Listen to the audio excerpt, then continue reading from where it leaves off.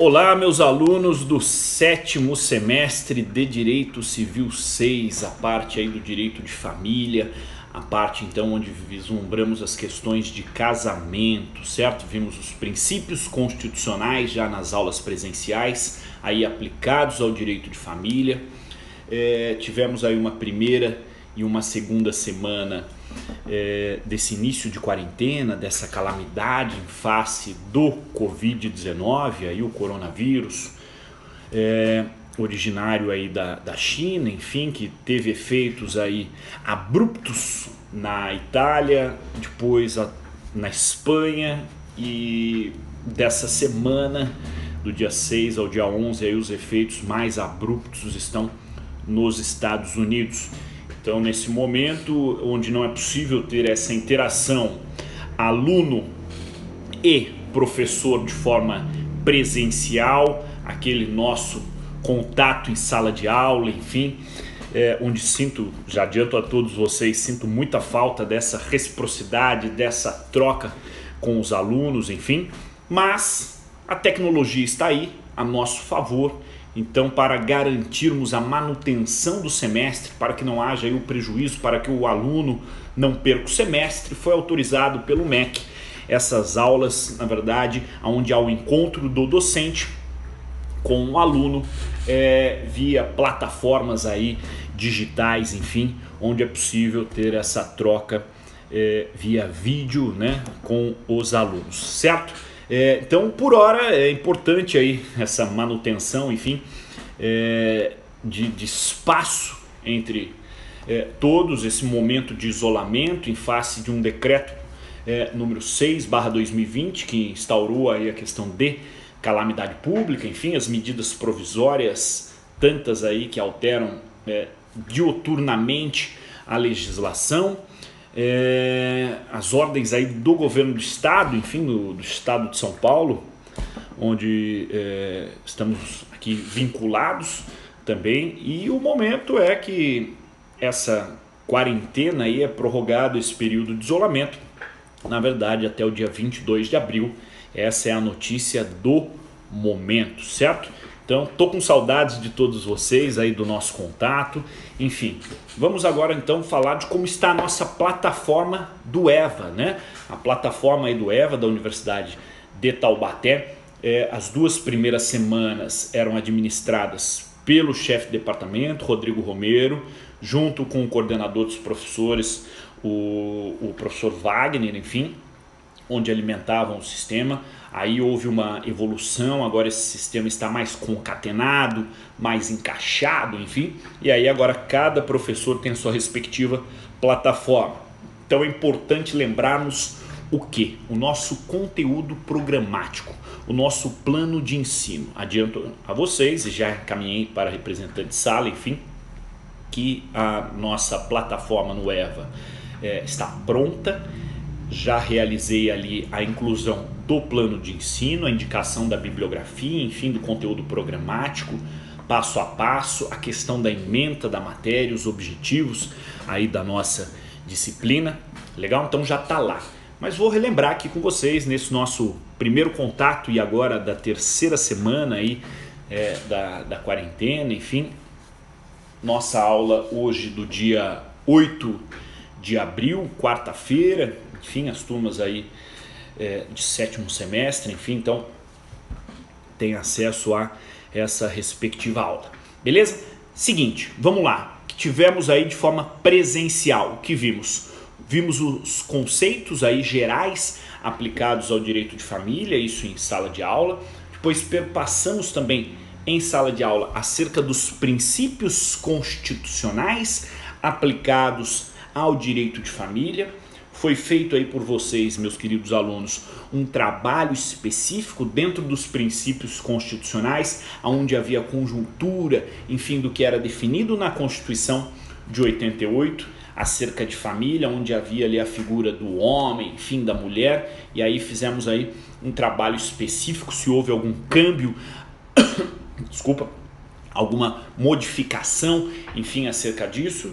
E aí houve até um indicativo, enfim, e vocês fizeram esse trabalho em sala de aula, aí, em grupo, enfim, adequando acerca dessa recepção da Constituição, se há aí posicionamento do STF, enfim, nessa inclusão familiar de pessoas aí de mesmo gênero, enfim, de relação sexual, serem reconhecidos como união estável, serem adentrados aí na figura, na conjectura de casamento perante o Estado, com letra maiúscula, aí o Estado, União. Legal? Então, perpassamos em sala de aula pelos princípios constitucionais e aí tivemos o quê? Uma primeira semana de quarentena, enfim, aquele início do coronavírus. Então, foi alimentado a plataforma EVA, também aí com textos específicos para o aluno, enfim, identificar acerca do casamento. E aí esses textos ali haviam um indicativo acerca do plano de existência, plano de validade e a eficácia do casamento. Essa tríade aí que compõe então a roupagem do casamento: existência, validade e eficácia. E aí vocês também fizeram uma atividade na primeira semana acerca do casamento. Numa segunda semana, também alimentado aí na plataforma EVA, houve a identificação então de processo de habilitação e celebração de casamento, onde aí o aluno fez aí um resumo, enfim, um indicativo dos textos apresentados pelo professor dentro da plataforma. E aí chegamos agora onde? Na terceira semana de quarentena. Nessa terceira semana de isolamento social, com essa nossa troca agora da aula carregada aí no YouTube, enfim, e aí o aluno, houve uma votação prévia, inclusive, adianto aí, com os representantes de sala que indicaram nos grupos do WhatsApp da sala acerca de aulas via Zoom, aulas via Teams da Microsoft, que era até uma primeira opção que eu havia indicado a priori que seria realizado, enfim, mas para ter um acesso amplo, efetivo, e aí devido a quedas de conexão, enfim, e internet às vezes com uma banda não muito elevada, enfim, acabava por tolir, ou seja, deixar um grupo aí de alunado, enfim, fora desse contato aí com as aulas, e aí a votação então foi fechada acerca do indicativo de gravarmos essa aula e a postagem dela ficar vinculada aí no YouTube. Adianto a todos vocês que no nosso horário de aula eu fico online na plataforma EVA, tem um campo chat no canto superior direito, onde ali podemos trocar ideias, sanar dúvidas acerca então dessa nossa troca, dessa nossa aula. Então a aula de hoje aí, na continuidade do trabalho já realizado na segunda semana de vocês acerca desse processo de habilitação e celebração de casamento, vamos ver aí hoje então aí as formas de casamento, como que o casamento aí pode ser reconhecido ou não, as suas respectivas formas. Então o vídeo de hoje aí é pautado e relacionado às formas de casamento. Vamos ver a parte estrutural disso a partir de agora. Legal? Vamos lá. Bom, seguindo essa máxima então, o casamento nada mais é do que a união entre pessoas, e aí porque agora eu digo pessoas, apesar da Constituição trazer aí a figura do homem e da mulher, porque tudo iniciou em 2015 na 7ª jornada de Direito Civil, onde reuniu inúmeros juristas, enfim, e aí lembrando o trabalhinho que vocês fizeram em sala de aula, onde houve aí em 2015, 7ª jornada de Direito Civil, a união de inúmeros juristas, aí, enfim, acerca da possibilidade de pessoas do mesmo sexo, enfim, poderem se relacionar e serem aí reconhecidos, enfim, a instituição do casamento. E aí parte dessa premissa doutrinária, enfim, o movimento legislativo, enfim, é através dos estudos, é através então dos câmbios sociais, da evolução da sociedade, num caráter transgeracional, passado de geração para geração, há uma evolução e o direito sempre vem vindo atrás, adequando aí, enfim, com a evolução social. Perfeito? Importante é então o aluno ter no caderno, e aí esse momento é interessante você pegar aí uma caneta, enfim, e realizar um apontamento acerca da conceituação, enfim, do entendimento do casamento para o direito civil. E aí é interessante o aluno tomar nota do seguinte ponto aí. Coloquem assim no caderno de vocês nesse momento. O casamento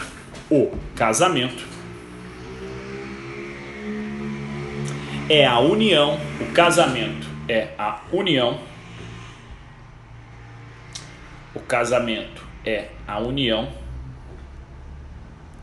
de duas pessoas, e aí muita atenção, duas pessoas, enfim, não é autorizado aí a abertura, enfim, dessa relação de casamento para o reconhecimento estatal, certo? Então, casamento é a união de duas pessoas reconhecida pelo Estado.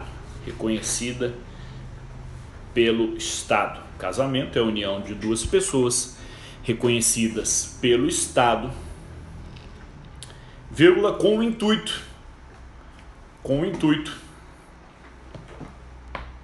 de formar uma família, com o intuito de formar ou constituir, né, com o intuito de formar / constituir uma família. Legal? Então, com esse conceito, com esse indicativo aí de casamento, a união de duas pessoas, com o intuito e o objetivo de constituir família, devidamente regulamentado pelo Estado, temos que ver aqui acerca então dos impedimentos para o casamento, porque existem impedimentos legais contidos no Código Civil acerca então do casamento, ou seja, são os casos onde o legislador colocou um indicativo acerca da impossibilidade de que haja o casamento entre pessoas específicas.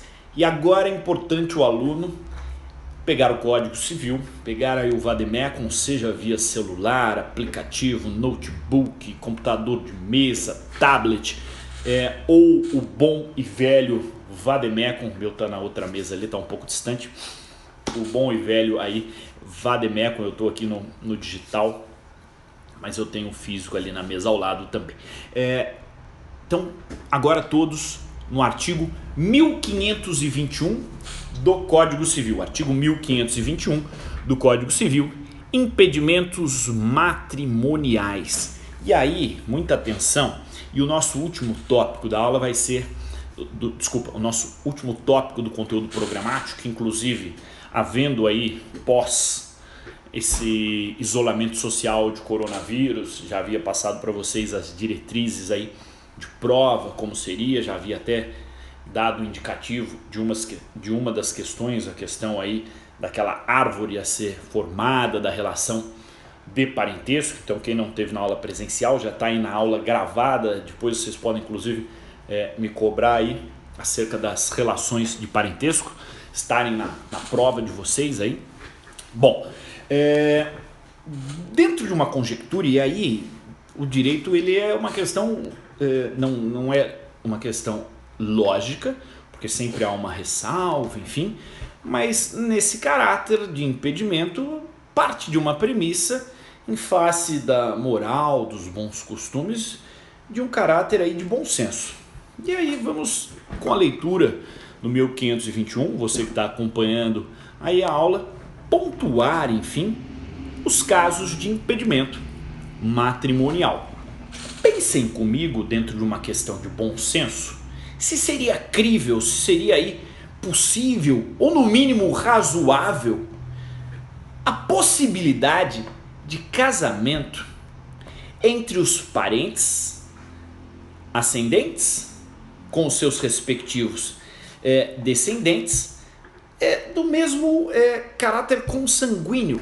Ou seja, vamos lá, a figura de um pai ou de uma mãe casando com um filho, ou a figura do neto casando com o avô, com a avó, do bisneto casando aí com a sua bisavó, com o seu bisavô, partindo da própria premissa de bom senso e de moral e bons costumes, já é passível que o aluno responda essa questão de direito de família. Mas o legislador pontuou lá no artigo 1521 acerca dos impedimentos matrimoniais dos ascendentes com os descendentes em linha reta, de forma ao infinito. Isso me recorda até um filme do Toy Story, não sei se vocês se recordam desse filme, hein? Onde alguns alunos, inclusive, dizem que eu pareço um dos personagens desse filme do Toy Story. E aí, vocês ao verem essa aula, enfim, comentem depois no Instagram se realmente eu pareço com o personagem, certo? Comentem lá no Instagram, mandem, na verdade, um direct para mim. Aqueles alunos que disserem que eu pareço com o personagem desse filme terão uma prova aí com uma correção mais criteriosa, ok? Bom, mas então é para o aluno gravar o quê? Os impedimentos do infinito ao além. Lembram dessa frase do filme do Toy Story? Do infinito ao além, dita por Buzz Lightyear?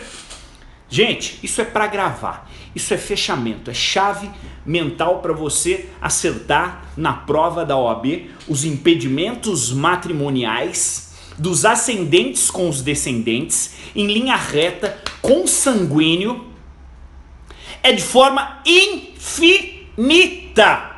É impedimento infinito em linha reta consanguínea. Não pode haver o casamento em termos com o artigo 1521 do Código Civil, certo? De forma infinita.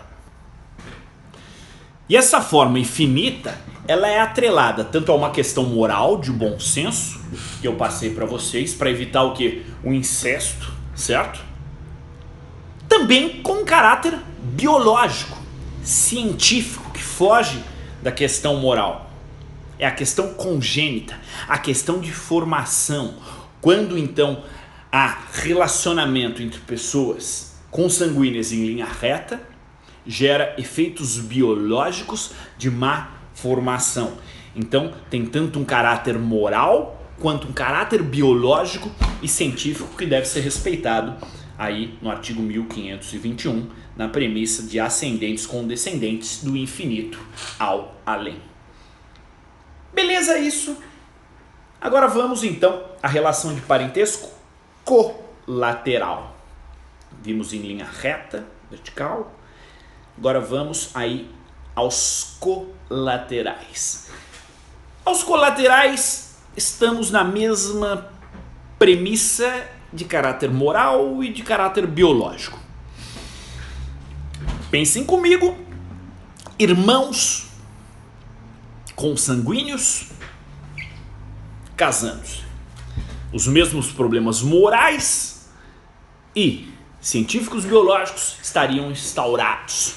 E professor, esse impedimento do 1521, ele perpassa tão somente para irmãos frutos, advindos de mesmo pai e de mesma mãe, ou aqueles irmãos que são irmãos por apenas uma raiz, por apenas um link, apenas pelo pai ou apenas pela mãe, ou seja, o vínculo de irmandade não é o enlace entre a relação do pai e da mãe, mas tão somente do pai ou tão somente da mãe. Também há um impedimento para o casamento entre esses irmãos de um caráter unitário e não do caráter aí binário? Sim, também existe um impedimento nos mesmos termos do 1521, sendo o caráter de irmandade oriundo, ou seja, partindo da sua origem aí, tão somente da relação de pai ou tão somente da relação de mãe. Legal? E esse impedimento colateral que perpassou pelos irmãos, continuando na divisão da relação de parentesco, esses também são, professor, do infinito ao além? Não. Esses terminam no terceiro grau, ou seja, eles vão até o terceiro grau de parentesco colateral. E o terceiro grau de parentesco colateral, pensem comigo a figura aí, então, de tios e sobrinhos. Pode haver o casamento entre tios e sobrinhos? A máxima, a regra do 1521, não pode, porque eles têm relação de parentesco colateral e de terceiro grau. E o legislador, e até por caráter também científico e biológico, questões consanguíneas, salvo casos específicos do casamento, avuncular, que é aquele que perpassa por uma junta médica, autorizadora, enfim, onde tios e sobrinhos poderiam se relacionar, casar e evitar os problemas biológicos e científicos de uma má formação congênita da prole oriunda dessa relação. Mas para o legislador, Código Civil 1521, vedação legal ao casamento de tios e sobrinhos, nos termos do 1521, em face do parentesco colateral até o terceiro grau, que é onde há a vinculação de tios e sobrinhos. Então guardem, linha reta, consanguínea, primeira tomada da aula, impedimento, do infinito ao além, bisavô a bisneto, trisavô, trisneto, tataravô, tataraneto, ao infinito e além. Na segunda tomada da aula, em relação aos colaterais, a limitação até o terceiro grau. Vedação, então, para tios e sobrinhos, vedação para irmãos e atenção aos irmãos, não somente aqueles irmãos oriundos de mesmo pai e de mesma mãe, mas apenas com uma raiz também, os irmãos só de mãe, os irmãos só de pai. E aí, minha gente, meus alunos, meus queridos, perpassamos então por parentesco consanguíneo, linha reta, consanguíneo colateral, e tem uma terceira linha de parentesco que são os parentescos afins. Professor, o que são os parentescos afins? Aqueles que são, na sua origem, gerados por afinidade.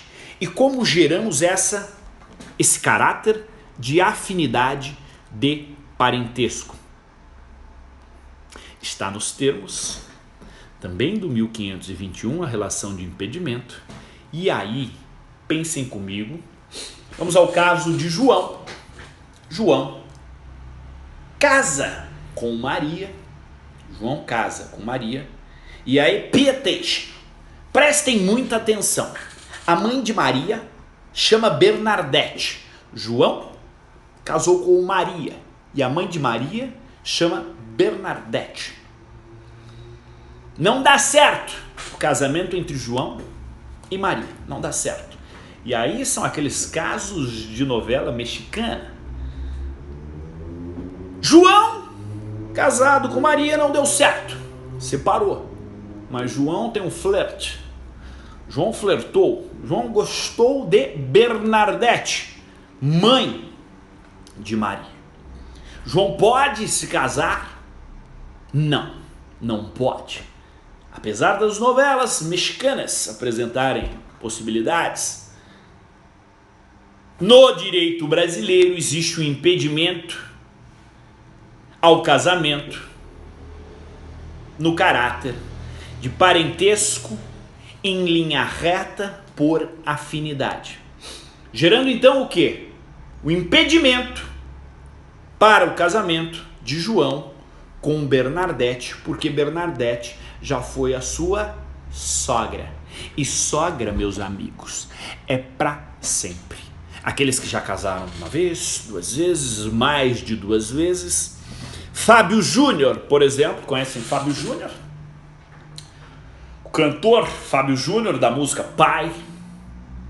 Você foi meu herói, meu bandido, muito mais que um amigo. Fábio Júnior, lembrem que se eu não fosse professor de direito, seria cantor. com essa voz eloquente de Fábio Júnior. Lembrem, Fábio Júnior casou inúmeras vezes. Fábio Júnior tem inúmeras sogras, porque o relacionamento acaba, põe fim e pode casar novamente, mas a sogra permanece, a sogra é para sempre. Fábio Júnior tem inúmeras sogras para sempre. Então há uma vedação do artigo 1521 em relação aí ao parentesco por afinidade. Então não é possível aí que haja o casamento decorrente, no caso aqui de João e Maria, de João com Bernardete, certo? E aí, professor, gostei daquilo que você falou do infinito e além. Gostei. Acerca então do infinito e ao além. É aplicado também nessa conjectura do parentesco por afinidade? Muita atenção. Quando falamos em parentesco por afinidade, estamos falando em parentesco por afinidade em linha reta. E aí, meu aluno, eu quero que vocês gravem. Sempre que for em linha reta, estaremos falando do infinito e além. Ou seja, não pode então, olha aqui comigo, o caso João casou com Maria. Pode depois João casar com Bernardete, mãe de Maria? Não. Pode casar com a avó de Maria, Joaquina? Não. É ao infinito, com a bisavó? Não, é ao infinito e o além. Pode casar com a filha de Maria, sei lá, Camila? Com a neta de Maria, Priscila? Não, não pode. Há uma vedação, então não pode João aqui casar com a enteada. A enteada não pode casar com o padrasto. Em relação ao parentesco por afinidade, também a vedação, o impedimento é ao infinito e além. Legal? Então com isso finalizamos aí o artigo 1521 em relação ao impedimento matrimonial entre parentes consanguíneos afins, entre os consanguíneos em linha reta, entre os colaterais consanguíneos e entre os afins também em linha reta. Perpassado então essa dinâmica de impedimentos, dentro do caráter do processo de habilitação do casamento, é interessante agora olharmos o artigo 1525 do Código Civil. O artigo 1525 do Código Civil traz aí então um rol acerca dos documentos necessários, do que é necessário para que haja aí o requerimento de habilitação para o casamento. Lembrando que o casamento é um ato solene, e sendo então um ato solene dentro da conjectura contratual que vocês já tiveram em semestres passados, na verdade, em Direito Civil 4, acerca das questões da teoria geral dos contratos, onde falamos em solenidade contratual, há diretrizes a serem seguidas dentro desse caráter contratual.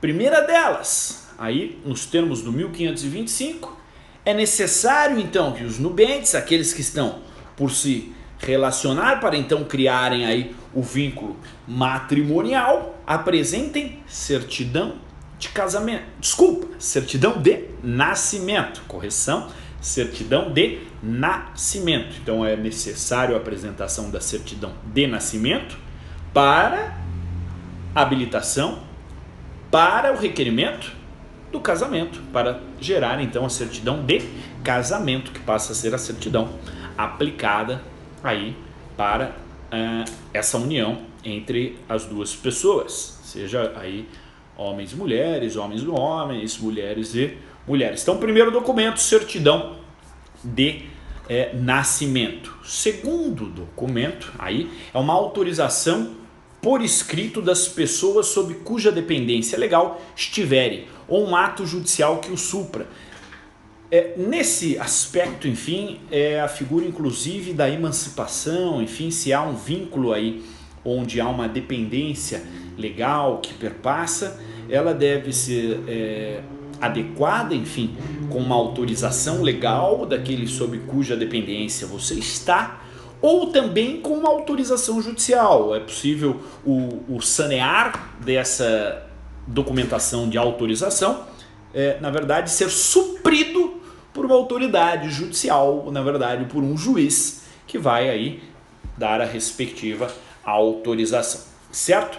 Que mais para o requerimento do processo de habilitação? Necessário 2 testemunhas. Qualquer testemunhas? Não. Testemunhas maiores e capazes. Então é necessário aí que as testemunhas sejam maiores e capazes. Pode ser parente ou não parente, certo? Então o caráter aí da escolha das testemunhas pode ser um parente, pode não ser aí um parente. E essas testemunhas, na verdade, elas vão ter que aí afirmar, elas vão ter que testar que conhecem e que não existe impedimento que iniba aí o casamento entre aqueles que pretendem. Ou seja, a testemunha, ela é de suma importância. O aspecto vincular dessa testemunha é ela, na verdade, que vai dar o indicativo se há um impedimento ou não. Então essa testemunha, na verdade, ela está ali e a sua finalidade, o seu suprir testemunhal, o seu suprir do seu indicativo é, inclusive, o quê? Para colocar aí uma pá de cal, para indicar e colocar um limitador de que inexiste, isso não existe, para dar o indicativo de que inexiste o quê? Os impedimentos matrimoniais lá do 1521 que vimos aí há pouco. Legal? Bom, então também é necessário aí nesse ato de requerimento as testemunhas. Deixa eu ver o que mais que eu esqueci aqui. A declaração do estado civil, isso é claro, então por isso a certidão aí de nascimento, enfim, é verificado se não existe nenhum termo de união estável também, então a declaração do estado civil declarado no momento do requerimento ali que são solteiros, porque aqueles que são casados não podem casar novamente, a não ser que ingressem com processo de divórcio. E lembrem aí da emenda constitucional número 66, lembrem que já temos aí desde 1988, a nossa Constituição aí fará 32 anos de existência, a Constituição desde 88, estamos indo aí estamos em 2020, então ela vai fazer aí o seu aniversário de 32 anos e já perpassa por mais de 100 emendas constitucionais. Mas nesse ponto, qual a emenda constitucional é importante? A emenda constitucional número 66 é aquela emenda constitucional, então, que dá aí o respectivo indicativo da possibilidade do divórcio direto. Então aquele que está casado não precisa mais da separação judicial e depois demorar um lapso temporal de 1 ano para um novo casamento, ou a separação de fato e daí demorar mais 2 anos para ver se não voltam os vínculos, os laços aí matrimoniais para daí poder casar novamente. Agora não. Casou num dia, pode divorciar no dia seguinte, divórcio direto, oriundo aí da emenda constitucional número 66. E aí é fundamental no ato do requerimento a sua declaração do estado civil. Não pode estar casado e casar de novo com outra pessoa, tem que perpassar aí pelo divórcio direto, que é o da atualidade, enfim, e é muito fácil, muito rápido, enfim, tanto as pessoas estando de forma consensual ou em litígio. Professor, mas há filhos.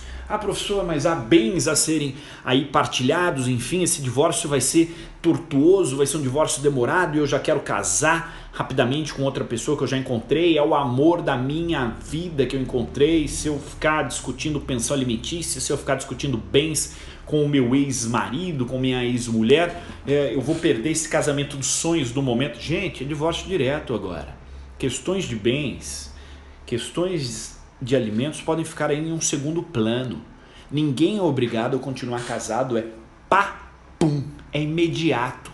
Então o divórcio direto ele já é declarado, aí se é de forma consensual, as partes estão de acordo, e se há litígio, se as partes não estão de acordo, se um fala, não vou divorciar, não quero que você case com outra pessoa, gente, autorização judicial, vai dar o divórcio direto, fim de papo, você já pode casar com outra pessoa, e aí você promove a declaração do seu estado civil, aí divorciado, habilitando aí que você realize um casamento, beleza? Maravilha. Ah, e a residência atual também dos contratantes aí é necessário também para o indicativo da onde esse casal vai aí se apresentar como efetivamente um casal. Então é necessário aí um comprovante de endereço, certo? A declaração aí da onde reside. Beleza? Maravilha. Então esses são aí os documentos necessários no processo de habilitação do casamento. Bom, adentramos agora então especificamente ao tópico da aula de hoje, acerca então de 4 formas aí de celebrar este casamento, de na verdade haver o reconhecimento do casamento, inclusive independente em alguns casos aí daquela habilitação prévia, que acabamos de ver aí os respectivos requisitos: certidão de nascimento, comprovante de endereço, declaração por 2 testemunhas. Por quê? Há momentos em que o amor, ou seja, aquele contrato a ser firmado do casamento, né? Muitos com uma roupagem de amor, de coração, e outros com uma roupagem mais criteriosa, jurídica, de apenas ser aí mais um contrato dentre todos os outros contratos. Bom, existem pontos, existem na verdade momentos onde não é possível em que haja todo aquele processo de habilitação.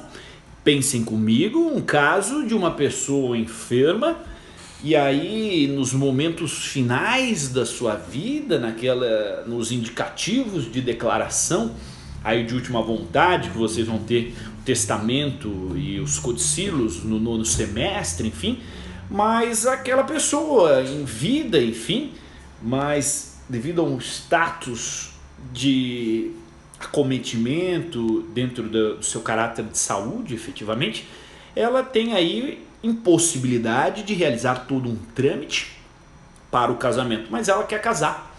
E aí é possível o casamento desses, então, que estão aí com caráter de enfermidade, enfim, que estão com certas limitações?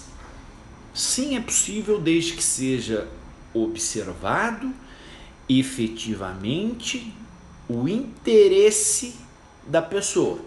Ou seja, ela tem que ter capacidade de expressar o seu interesse, certo? Isso que é fundamental. O corpo não fala por si em questões aí oriundas de troca, de envolvimento e de possibilidade de locomoção, enfim. Mas o interesse efetivo, a capacidade mental, psíquica, existe aí a possibilidade então de expressar a sua vontade.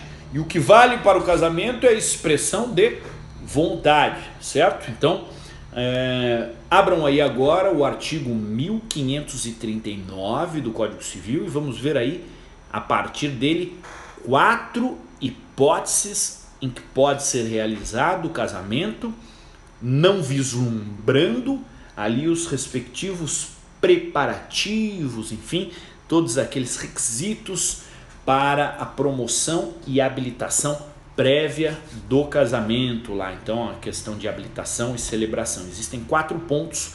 Iniciamos aí então a partir do 1539 do Código Civil.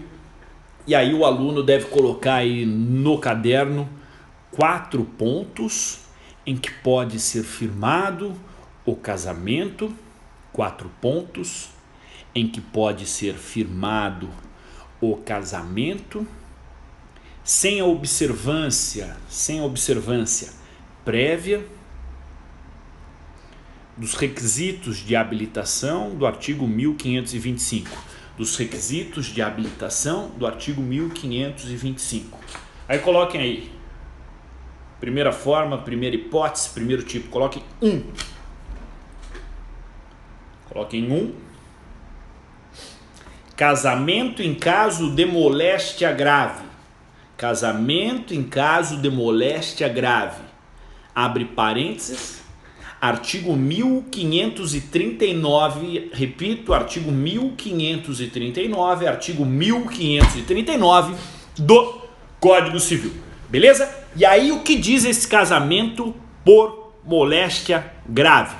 Gente, pensem comigo, aquele que está enfermo, está em uma UTI, está em um leito hospitalar, mas que tem interesse em casar. Na verdade, já declamava isso, já expressava isso durante o termo em vida, durante o período que estava em boa saúde, mas sempre postergava isso ao tempo, enfim, porque tinha muitas questões de trabalho ou uma vida atabalhoada, enfim.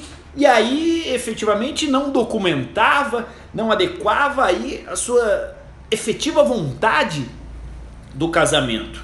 E aí, naquele momento, enfim, de isolamento por uma questão que acometeu a sua saúde, a pessoa pensa e fala, poxa vida, eu preciso casar agora, mas eu não tenho mais condições físicas de realizar os trâmites para o casamento.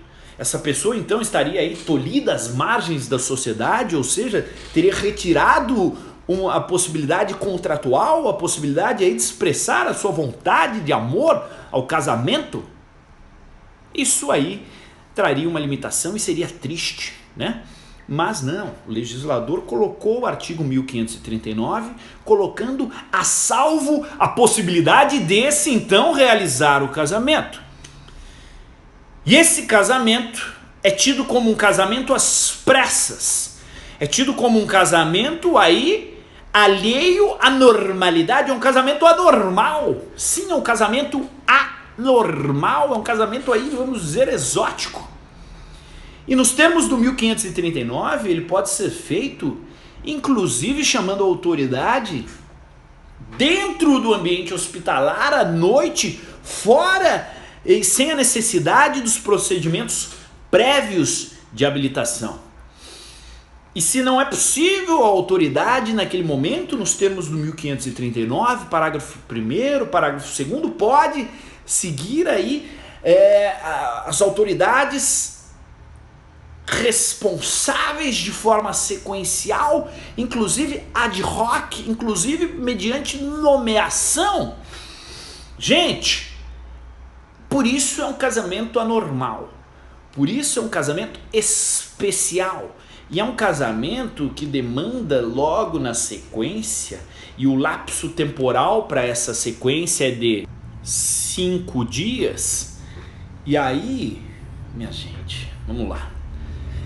Pode ser feito então o respectivo registro a posteriori, professor, depois, na verdade, até, não é depois de 5 dias, até o lapso temporal de 5 dias da data da expressão da vontade daquele que está enfermo?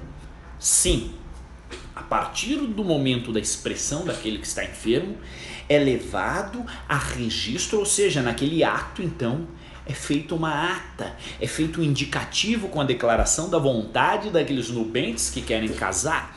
E aí, essa vontade é feita por uma autoridade que comparece no local onde está o enfermo para colher a sua declaração de vontade, certo?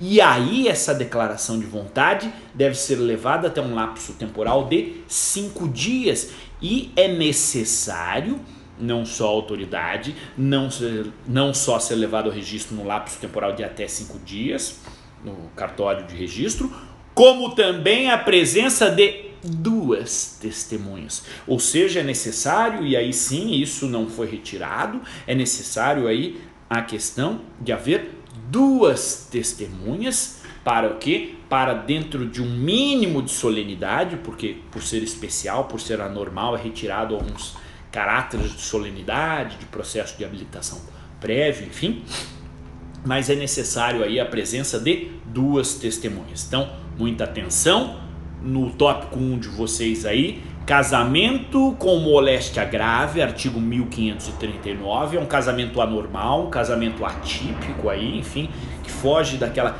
tipicidade, não de tipicidade legal, porque ele está tipificado em lei, mas foge da normalidade, é algo exótico, é algo aí, enfim, vamos dizer, incomum. Aquilo que não é comum é incomum. Então, dentro aí de algo incomum, algo que foge da normalidade, o 1539 autoriza o casamento aos enfermos nos termos do 1539, por meio de autoridade, podendo ser inclusive à noite, lavrado esse termo na presença de 2 testemunhas e no lapso de até 5 dias deve ser levado aí a registro. Beleza? Maravilha, fechamos o 1. Vamos à hipótese 2, coloque 2 no seu caderno, meu aluno querido, coloque 2 aí no seu caderno. E vamos agora ao casamento nunculpativo, é o casamento do artigo 1540 e 1541. Então, fechamos o 1539 e vamos agora ao 1540, 1541. É o casamento em viva voz. Casamento em viva voz. Professor, o que é esse casamento em viva voz? Gente, esse casamento exige aí uma autoridade competente? Não exige uma autoridade competente. Professor, mas como as pessoas vão casar sem uma autoridade competente? Isso é crível? Isso é possível? Sim, isso é possível nos termos do 1540 e do 1541. E, gente, é difícil dar essa aula sentado aqui. Daqui a pouco eu fico doido aqui. Eu preciso dar agitada, eu preciso, enfim, movimentar um pouco. Bom, casamento nunculpativo em viva voz, artigo 1540, 1541, é a hipótese 2 aí de você, meu aluno, no caderno. Coloque aí o 2. Então, precisa de autoridade? Não precisa. Qual o lapso temporal da data do expressar da vontade? O lapso temporal de até 10 dias deve ser levado esse aí já para o cartório de registro? Não, deve ser levado para a autoridade judiciária, porque esse casamento, muitas das vezes, e aí é o que traz a doutrina majoritária, enfim, é o que traz os costumes, enfim, muitas das vezes esse casamento ele é feito pautado numa má-fé. Professor, explica essa má-fé. Aquele realiza um casamento na presença de testemunhas, já vou falar o número de testemunhas necessários, enfim, depois é levado à autoridade judicial, para querer fraudar a união. A pessoa não era casada, mas tinha uma aposentadoria razoável, substancial, e aí há uma simulação de um casamento, para quando do respectivo falecimento, aquele que casou, então, venha se beneficiar de uma eventual pensão por morte. Então tem que ter muita atenção nesse tipo de casamento, também é normal, também é exótico, do 1540 a 1541. E aí requisitos dentro do casamento em viva voz, do casamento nunculpativo. Primeiro requisito: 6 testemunhas. É necessário a presença de 6 testemunhas para firmarem a declaração de vontade. Na verdade, para testemunharem o firmar da declaração de vontade daqueles que pretendem casar. E essas 6 testemunhas estarão ali para assegurar a impossibilidade de ser feito de outro modo, e para assegurar que aquele que está firmando a sua declaração de vontade, ele está em plena capacidade dos seus efeitos civis. Beleza? Então, plena capacidade dos efeitos civis deve ser atestado aí pelas testemunhas. Essas testemunhas são convocadas por aquele enfermo, por aquele que está impossibilitado aí de firmar a sua declaração de vontade em outro lugar. Isso é o 1541, inciso 1. Então, as testemunhas convocadas pelo enfermo. O 1541, inciso 2, fala que é necessário o indicativo que este parecia estar em perigo de vida, mas em seu juízo, olha, capacidade, isso é fundamental. Porque se não estava com a sua plena capacidade, com o seu pleno juízo, pode recair aí nos requisitos da nossa próxima aula de invalidade do casamento. Certo? Então tem que estar em pleno juízo. E por isso a figura das 6 testemunhas. E aí também o 1541, inciso 3, que em sua presença declara os contratantes livres e espontaneamente. Recebem-se por marido e mulher. Gente, tem que ser a declaração livre e espontânea. Pensem comigo, o casamento, e aí havia questões históricas de casamento, enfim, onde muitas das vezes o mocinho engravidava a mocinha, e aí o pai da mocinha, enfim, ia com aquela carabina forçar uma questão de casamento, e essas são também as histórias aí do nosso folclore cultural, até do nosso cinema nacional, enfim, que retratam muitas das vezes este cenário, enfim, de casamento de cunho histórico. Mas, a bem da verdade, é claro que se é uma declaração de vontade, ela tem que expressar a livre e espontânea vontade, tranquilo? Então, as testemunhas estão ali para demonstrar que essa declaração de vontade, ela é livre e espontânea. Então, a finalidade das testemunhas preencher o quê? Os 3 requisitos pautados nos incisos 1, 2 e 3 do 1541. Legal? Beleza? E no 1540 aí ele traz, e aí faço até a leitura aqui para vocês, e agora já estou com o vademecum aqui em mãos. Quando algum dos contratantes estiver em iminente risco de vida, lembra que a testemunha tem que indicar se efetivamente ele estava em iminente risco de vida, porque é um casamento atípico, anormal, tem que demonstrar o iminente risco de vida para ser autorizado, recepcionado o casamento em viva voz, o casamento num culpativo. Então, quando algum dos contratantes estiver em iminente risco de vida, não obtendo a presença da autoridade a qual incumba presidir o ato. Então, olha aí, é uma exceção quando não há autoridade para presidir o ato, nem um substituto. Poderá o casamento ser celebrado na presença de 6 testemunhas, que os nubentes não tenham parentesco em linha reta, tranquilo, parentesco em linha reta, já vimos aí no começo da aula, não pode ter parentesco em linha reta, ou na colateral, e aqui na colateral até o 2º grau, então os irmãos não podem, a questão de tios e sobrinhos já podem ir, porque já estariam em 3º grau os colaterais. Então, presença de até 6 testemunhas, declarando aí o respectivo e efetivo risco de vida. Professor, legal, aí a testemunha viu, houve a declaração de vontade dos nubentes, estava em risco de vida, estava na sua plena capacidade, no seu pleno juízo, legal, isso eu entendi. Mas como que isso é levado, então, à autoridade? Quem deve levar a autoridade?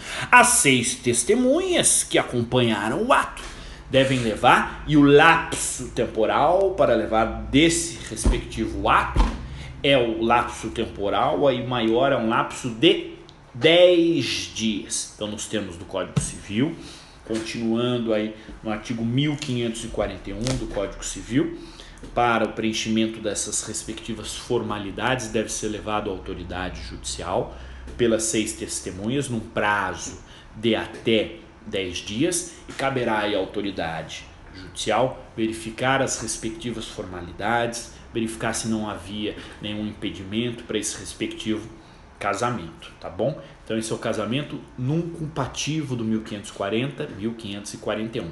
Gente, agora vamos aí à terceira forma, hipótese, tipo de casamento. É o casamento por procuração do 1542. Então o aluno deve colocar agora aí o número 3, artigo 1542 do Código Civil, na hipótese 3, no tipo 3. É o casamento por procuração. Professor, mas como que vai casar por procuração? Não precisa estar lá para dar o beijo após o casamento, enfim. É possível essa declaração de vontade ser perpassada por uma procuração, por um documento? Como que é isso? Não tem que ser aí, de fato, olho no olho? Cadê o romantismo? Gente, romantismo ou não romântico, enfim, com efeitos amorosos, o casamento é um contrato. Na conjectura contratual, é possível firmar-se compromissos, expondo de forma efetiva a declaração espontânea da vontade por meio de procuração, sim. E aí no casamento não é diferente, certo? Então, nos termos do 1542, é autorizado o casamento por procuração. Acompanhem comigo aí no Código Civil. O casamento pode celebrar-se mediante procuração por instrumento público com poderes especiais. Olha aí o requisito: instrumento público. Vale qualquer procuração no papel de pão, vale aquela procuração feita no escritório de advocacia, na presença aí do advogado, enfim. Instrumento público, a procuração feita no escritório é um instrumento particular. Instrumento público, então, deve ser feito no cartório essa procuração pública. Então, nos termos do 1542, pode celebrar-se mediante procuração por instrumento público. Muita atenção ao parágrafo 1º. A revogação do mandato não necessita chegar ao conhecimento do mandatário.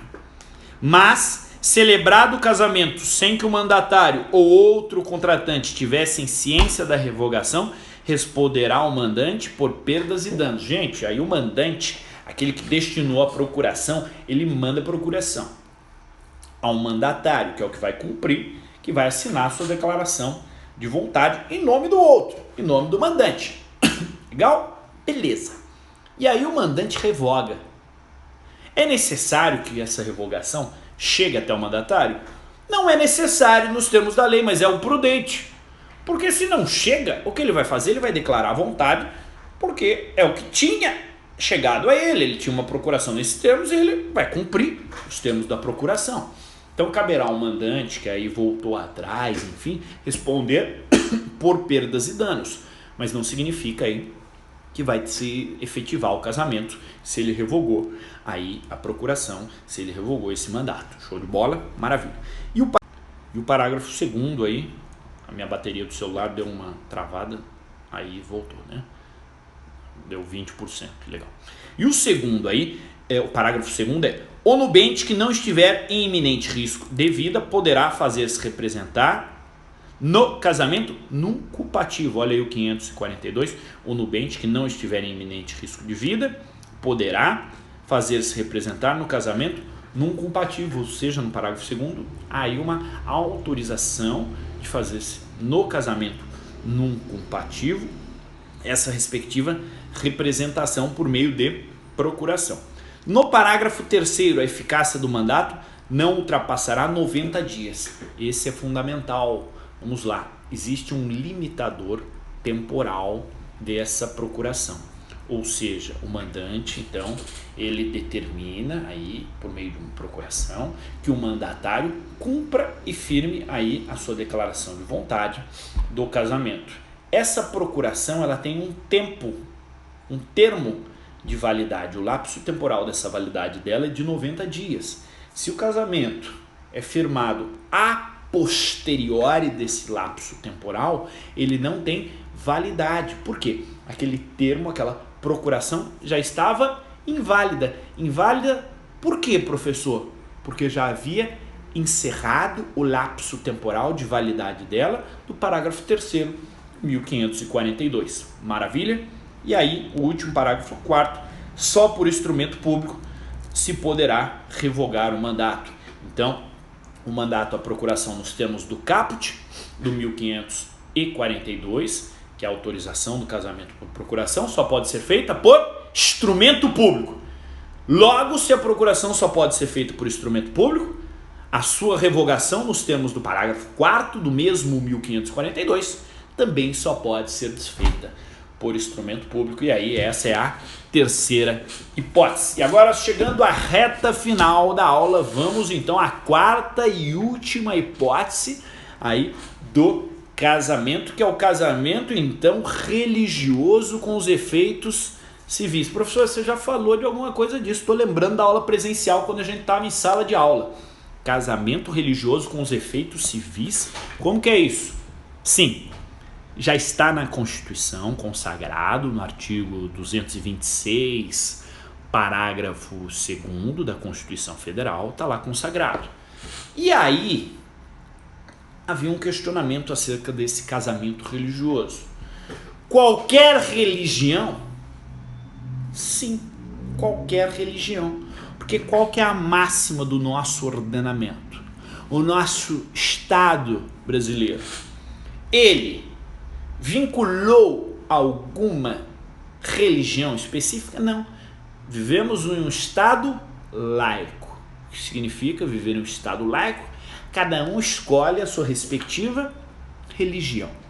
E aí, se é autorizado nos termos do 226, parágrafo 2º, o casamento religioso com os efeitos civis, desde que venha a ser uma religião organizada que siga minimamente uma estrutura vinculada e passível aí de ser reconhecido aquela conjectura religiosa para ser extraído do caráter religioso e incluído com os efeitos civis, em face de vivemos em um Estado laico, é recepcionado aí o casamento independente de qual religião for. Inclusive, há precedentes de tribunais da Bahia de casamentos, inclusive de cunho espírita, certo? Então, a religião espírita, enfim, com a conjectura de casamentos reconhecidos aí, inclusive, com decisão da Bahia, tem aqui um julgamento, tá bom? E aí, na hipótese 4, professor, como que eu coloco, então, aqui no meu caderno? Você deve colocar na hipótese 4 no seu caderno.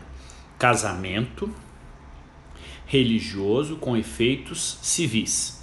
Casamento religioso com efeitos civis. Casamento religioso com efeitos civis.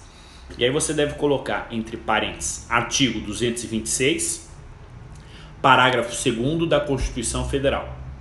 Artigo 226, parágrafo 2º da Constituição Federal. Beleza, professor? E o Código Civil? Ele nada falou desse casamento? Falou. Coloque aí também, barra, artigo 1515 e 1516 do Código Civil agora. Artigo 1515 e 1516 do Código Civil. Então é aquilo que eu já havia dito, e aí você deve colocar, desde que preenchido minimamente os requisitos legais, caracterizadores do casamento civil dentro do caráter religioso, ou seja, é necessário ter minimamente aí adequado requisitos mínimos de estruturação do caráter religioso, é possível então que o casamento religioso seja reconhecido, independente de qual religião for, por vivermos em um Estado laico, nos termos da nossa Constituição Federal. E aí, nos termos do 1515, é reconhecido, dentro do Código Civil e do 226, parágrafo 2º da Constituição Federal, o casamento religioso com efeitos civis. Meus queridos alunos, com isso encerramos aí a nossa aula. Eventuais dúvidas, estarei no portal. Essa aula é carregada aí na plataforma do YouTube, no meu canal do YouTube, que eu abri especificamente para vincular essas respectivas aulas. Eu vou passar via WhatsApp o link do carregamento dessa aula no YouTube para os representantes de sala, disseminar no grupo. Sem prejuízo, também vou publicar esse link na nossa 3ª semana lá do EVA. E claro, se vocês já estão tendo essas informações, você já está acessando, já está na reta final do vídeo. E eventuais dúvidas podem ser aí saneadas através do meu Instagram, Augustinho8, e aí é o numeral 8, meu sobrenome é Augustinho e o numeral 8.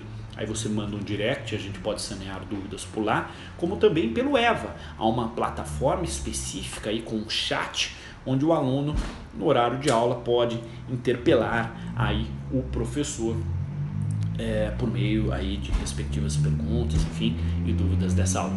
Gente, grande abraço, estou com saudades de todos vocês, eu gosto da dinâmica, gosto daquele contato, daquela troca com os alunos, e é isso. Mas é um momento de isolamento social, é um momento onde cada um deve aí permanecer na medida do possível, enfim, em suas casas, para que essa onda do Covid não atinja como atingiu Itália, como atingiu Espanha e como vem atingido nessa semana os Estados Unidos. Vamos passar sem esse pico, essa onda no Brasil. Eu sei que todos já estão cansados, enfim, aí com esse cansaço as pessoas querem sair de casa. deixam de ter aí efetivamente os cuidados efetivos, com higienização, álcool gel, máscara, enfim, começa a ter um contato mais presencial em aglomerações mínimas inicialmente, a médio e depois aglomerações efetivas.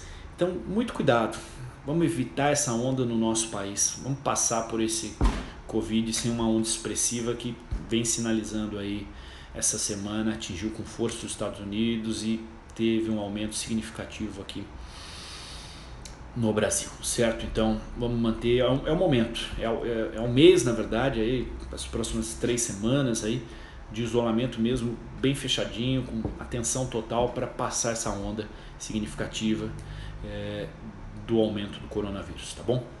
Grande beijo e abraço a todos vocês, estou à disposição aqui, tamo junto, um abraço, contem comigo.